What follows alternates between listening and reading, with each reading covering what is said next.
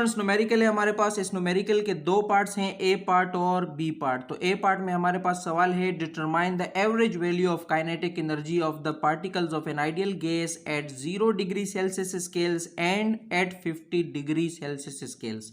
तो हमें डिटरमाइन करनी है आइडियल गैस के पार्टिकल्स की काइनेटिक एनर्जी का एवरेज 0 डिग्री सेल्सियस स्केल्स पर और 50 डिग्री सेल्सियस स्केल्स पर।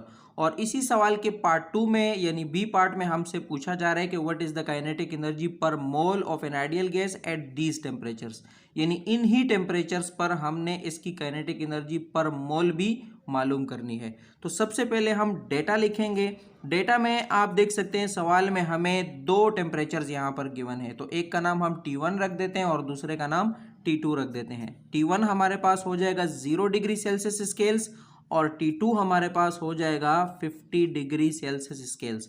याद रखिएगा कि इन सवालात में आपको सेल्सियस स्केल्स को कन्वर्ट करना होता है केल्विन में। तो किसी भी टेम्परेचर को केल्विन में कन्वर्ट करने के लिए जो तरीकाकार है वो ये है कि आपने उसके साथ जो वैल्यू आपको गिवन होगी आपने उसके साथ 273 को प्लस करना है। तो अगर हम जीरो को कन्वर्ट करना चाहते हैं केल्विन में तो जीरो के साथ 273 को प्लस करना होगा। ये चूंकि पहले से जीरो है तो जीरो के साथ अगर आप 273 को प्लस करेंगे तो 273 ही आएगा और ये आपका जो आंसर है ये केल्विन में चेंज हो गया। ठीक है, इसी तरह 50 को चेंज करने के लिए हम 50 के साथ भी 273 को प्लस करेंगे। अगर आप 50 के साथ 273 को प्लस करते हैं तो ये हो जाएगा 323 केल्विन। तो हमारे पास दोनों टेम्परेचर जो हमें दिए गए थे उसको हमने केल्विन में कामयाबी से चेंज कर दिया। अब हमने मालूम क्या करना है, ए पार्ट में हमसे कहा जा रहा है कि आप मालूम करें काइनेटिक एनर्जी एवरेज। इसका हमने क्या करना है, काइनेटिक एनर्जी का एवरेज फाइंड करना है। और बी पार्ट में हमसे कहा जा रहा है कि आपने काइनेटिक एनर्जी पर मोल मालूम करनी है। तो काइनेटिक एनर्जी पर मोल भी हमने मालूम करना है। अब हम इस सवाल को सॉल्व करेंगे यूजिंग फार्मूला। जी स्टूडेंट्स, अब हम इस सवाल को सॉल्व करेंगे तो सबसे पहले हम इसका ए पार्ट सॉल्व करेंगे। तो ए पार्ट में आपके पास जो फार्मूला इसमें अप्लाई होगा काइनेटिक एनर्जी का एवरेज फाइंड करने के लिए हमें क्या करना होता है, हमें ये फार्मूला अप्लाई करना होगा। Kinetic energy average is equals to 3/2 KT। ठीक है, तो इसमें K जो है वो बोल्ट्जमैन कांस्टेंट है और T जो है टेम्परेचर जो हमें यहाँ पर गिवन है।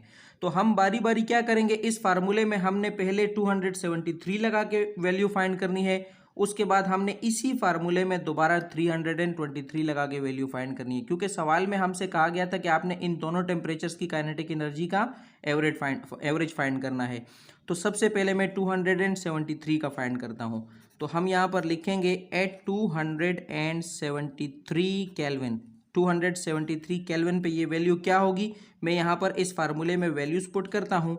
Kinetic energy average is equals to 3/2 अपनी जगह पर आ जाएगा। और बोल्ट्जमैन कांस्टेंट जो है उसकी वैल्यू आपको पता है वो हमेशा मुस्तकिल रहती है, तो हमारे पास इसकी वैल्यू है 1.38 एक्सपोनेंट -23। ये हमारे पास होती है बोल्ट्जमैन कांस्टेंट की वैल्यू, जो मैंने यहाँ पर K की जगह पुट कर दी। और टेम्परेचर की जगह चूंकि हम 273 केल्विन का फाइंड कर रहे हैं तो इसके साथ मैं यहाँ पर लिख देता हूँ 273। अब मैंने इन तीनों वैल्यूज़ को आपस में मल्टीप्लाई करके 2 पे डिवाइड करना है, तो मेरे पास आंसर आ जाएगा। काइनेटिक एनर्जी का एवरेज हमें मालूम हो जाएगा 273 केल्विन पे, जो कि बराबर होगा 5.65 एक्सपोनेंट -21 जूल्स। ठीक है, तो ये मैंने मालूम कर दिया काइनेटिक एनर्जी का एवरेज। कौन से केल्विन पे, कितने केल्विन पे, 273 केल्विन पे। अब हम क्या करेंगे, अब हम इसमें चूंकि हमने 273 केल्विन पे फाइंड कर लिया है, अब हमने 323 लगा के फाइंड करना है। तो अब हम मज़ीद आगे बढ़ेंगे और इसमें आप देख सकते हैं हमारे पास यहाँ पर पहले हमने लिख दिया था 273 केल्विन। अब हम चेक करेंगे कि 323 केल्विन पे कितना एवरेज बन रहा है काइनेटिक एनर्जी। ठीक है, तो एट 323 केल्विन हमने क्या करना है, फार्मूला यही अप्लाई करना है। Kinetic energy average is equals to 3/2 और K की वैल्यू बोल्ट्जमैन कांस्टेंट है, इसकी वैल्यू हमारे पास यही रहेगी 1.38 एक्सपोनेंट -23। और इसके साथ हम मल्टीप्लाई करेंगे, चूंकि हम दूसरा टेम्परेचर इसमें वो कर रहे हैं तो दूसरा टेम्परेचर हमें जो गिवन था वो 273 नहीं था, वो हमारे पास है 323, ठीक है, जो 50 डिग्री को हम चेंज करके लाए थे।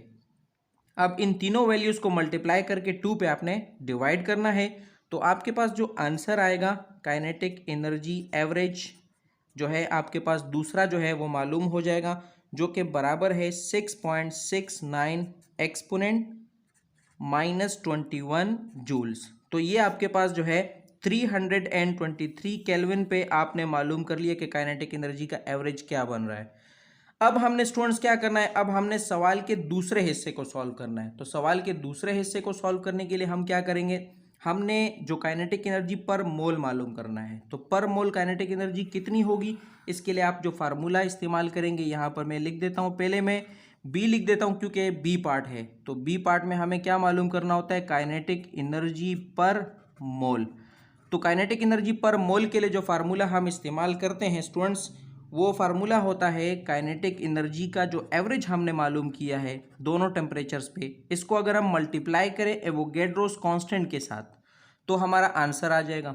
अब काइनेटिक एनर्जी का एवरेज हमने जब 273 पे फाइंड किया तो हमारे पास आंसर आया था 5.65 एक्सपोनेंट -21।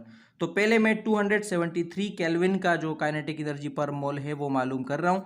तो एट 273 केल्विन हमारे पास क्या रिजल्ट आया था, हमारे पास जो रिजल्ट आया था वो हम यहाँ पर लगाएंगे, kinetic energy per mole is equals to, इसका आंसर आया था हमारे पास 5.65 एक्सपोनेंट -21, 5.65 एक्सपोनेंट -21, और इसको हम मल्टीप्लाई करेंगे एवोगैड्रोस कांस्टेंट के साथ। तो आपको मालूम है कि एवोगैड्रोस कांस्टेंट क्या होता है, वो हमेशा बराबर होता है 6.02 एक्सपोनेंट 23 के।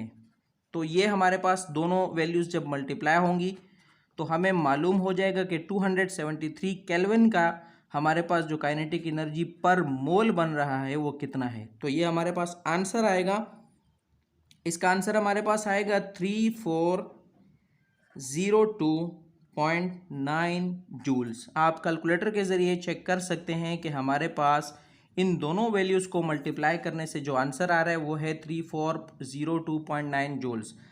अब मैंने चूंकि 273 केल्विन का तो फाइंड नहीं करना था, सवाल में आपने देखा होगा सवाल में कहा जाता कि एट दीज टेम्परेचर्स, यानी दोनों टेम्परेचर्स का फाइंड करना था। तो अब हम मालूम करेंगे कि 323 जो हमारे पास केल्विन था उस पर हमारे पास क्या जो काइनेटिक एनर्जी पर मोल बनेगी। तो काइनेटिक एनर्जी पर मोल जो है हमारे पास जो बन रही है, इसमें देखें 323 केल्विन का जब हमने आंसर फाइंड किया था तो हमारे पास आंसर आया था 6.69 एक्सपोनेंट -21। ये वाली वैल्यू उठा के हमने वहाँ लगानी है। तो हमारे पास जो ये वैल्यू बन रही है वो है 6.69 एक्सपोनेंट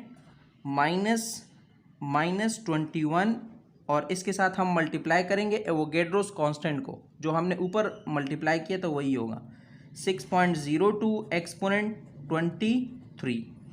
इन दोनों वैल्यूज़ को आपने मल्टीप्लाई करना है कैलकुलेटर के ज़रिए, तो आपके पास इसका आंसर आ जाएगा।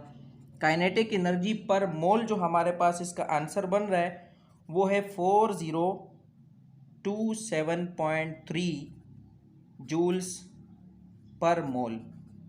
तो ये आपके पास जो है दूसरा टेम्परेचर जो था यानी 323 केल्विन, उसका जो काइनेटिक एनर्जी पर मोल है वो भी हमें मालूम हो गया। तो उम्मीद है कि आपको ये न्यूमेरिकल समझ आया होगा। सिंपल न्यूमेरिकल है, थोड़ी सी आपको इसकी प्रैक्टिस की ज़रूरत है।